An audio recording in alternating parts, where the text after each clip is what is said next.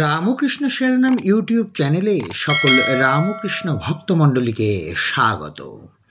আজকের পাঠের বিষয় শ্রী রামকৃষ্ণ সাধনার সার কথা, স্বামী ভূতেশানন্দজি মহারাজ। ওং স্থাপকায় চ ধর্মশ্চ সর্বধর্মস্বরূপিণে অবতার বরিষ্ঠায় রামকৃষ্ণায় তে নমঃ। আমরা ভগবানের নাম করব, কত হাজার জপ করব, কতক্ষণ ধ্যান করব, এটি বড় কথা নয়। কেউ হয়তো নিরামিষ খায়, কেউ হয়তো এক বস্ত্রে থেকে ভগবানের জন্য তপস্যা করে। সেসব কিন্তু কিছু নয়, যদি না সেগুলিতে আন্তরিকতা থাকে। আসল কথা হচ্ছে আমাদের সমস্ত অন্তর দিয়ে ভগবানকে ভালোবাসতে পারছি কি না তা দেখতে হবে। যে ভালোবাসায় সংসারের অন্য সমস্ত আকর্ষণ তুচ্ছ হয়ে যাবে, এই কথাটি মনে রাখতে হবে।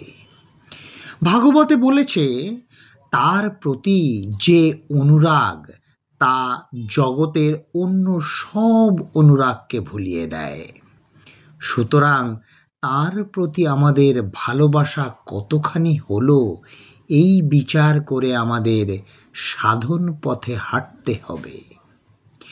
আমরা তার নামে মুহুর্মুহু মূর্ছা গেলেও কিছু হবে না, বা আমাদের সমস্ত জীবনটা বসে বসে ধ্যান করলেও হবে না।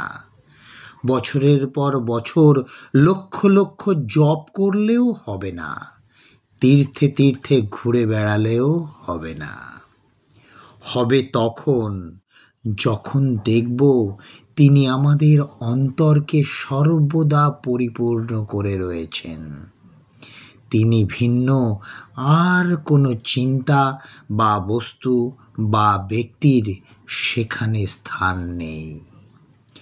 আমাদের অন্তরের পূর্ণ অনুরাগ তাকে দিতে হবে, তাঁর চরণে নিজেদের পরিপূর্ণভাবে সমর্পণ করতে হবে।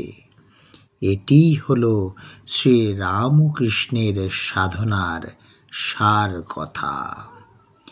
জয় ঠাকুর রামকৃষ্ণ পরমহংসদেব, জয় ঠাকুর রামকৃষ্ণ পরমহংসদেব, জয় ঠাকুর রামকৃষ্ণ পরমহংসদেব। জয় মা শারদা, জয় স্বামী বিবেকানন্দ মহারাজ, জয় ঠাকুর।